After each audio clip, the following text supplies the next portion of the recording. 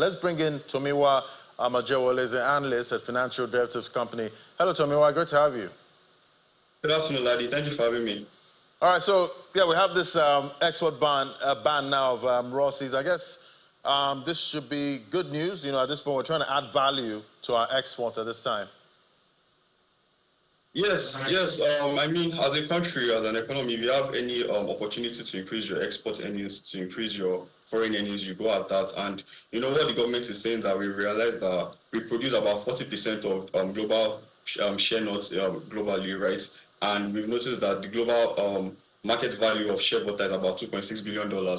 But we are only raking in about $14 million. And what they're trying to say that, okay, let's pause. Instead of exporting the raw material, let's have a situation where we are processing the shea nuts into shea butter ourselves, so we can get a greater value and get greater income from the product itself. So that's basically what is happening. It's just, as I said, a means of value addition, where instead of just exporting raw shea nuts, we actually process it into shea butter first before we export it, because you know there's a growing demand for shea butters globally. It's growing actually about 8% annually, and is expected to reach about $3.7 billion in 2030. So you know, if Nigeria is able to get a huge amount of that, that's going to be a great boost to our export earnings. We currently produce about 40% of total global shea nut production. So you know, we have the comparative advantage there. So we should be able to really leverage on that. Right, I guess, you know, this is good, you know, for, you know, value addition to our exports, but I feel like some players that benefit from, you know, exporting the raw commodity, I guess they will have a shock, you know, right there. But what lessons can Nigeria learn from, you know, Ghana's stronger processing capacity to boost, you know, its own share industry? Yeah, so I mean, it's one thing to make a policy, right? It's one thing, another thing to do a proper execution of the policy. And even just by this policy, there might be people that are already affected by it, because there are people who export just the raw materials already, who this would affect. So, you know, we've noticed that Nigeria is not the only country that produces shea nuts and export shea nuts. You know, it's actually huge in West Africa, and we've seen that in Ghana, in Burkina Faso, they've actually been able to do better than Nigeria in processing the shea nuts first before they export it. So, you know, there are a lot of lessons we can learn from that. One is that we need more processing firms in the country. First of all, it's not just about putting a ban on the export. Do we have the capacity to process a lot of these shea nuts first? So, you know, in Ghana, they have a cluster of companies. They have about 3 or 4 processing companies that actually buy or procure the shea nuts from farmers who are mainly women in the rural areas, and then they process it. So, you know, Nigeria recently, we just actually have a new processing plant in Niger, but we need more than just one. We need about 3 or 4 or 5,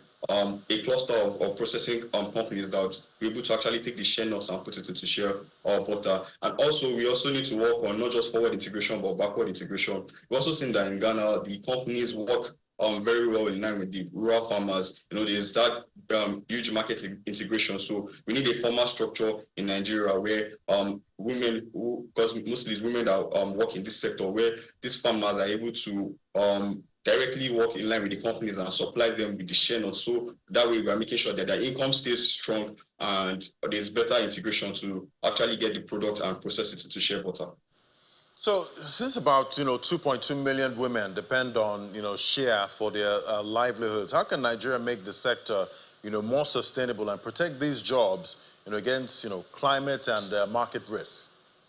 Yeah, so you know, we are seeing a lot of risk actually happening in the shea nut sector. You know, one of the a report has shown that in some countries, they actually the deforestation is happening, where some of these shea trees are actually cut down, because these women have to get firewood to get energy, because you know they're not able to access other cleaner source of energy. So we are seeing where trees are being cut down to get firewood, and you know that is just like killing the hen that lays the egg. So basically, first of all, we have to make sure that there are good infrastructure set in the rural areas where these people are able to work in conducive environments and are empowered to do better. Also, we can't forget the place of agricultural extension services. You know, we need projects where people, and you know, it's not just these farmers, even people who are not necessarily working in the farming sector can find a way to support them by, one, training, of course, and two, just giving them better ingredients and better machines to work with, because you know most times they spend 20 hours trying to process the shea nuts, and after working the 20 hours you just get a product that's just about $1. So the input to output cost is not there, but they have access to better technologies to be able to increase their output level, their productivity, and their incomes will rise better. All right, Tomeo, we'll keep tracking to see the impact of this export ban of shea nuts, and hopefully we get more value added before we send out all those exports. Thank you so much. Tomeo Ajowole is the analyst at Financial Derivatives Company. Thank you for coming on today.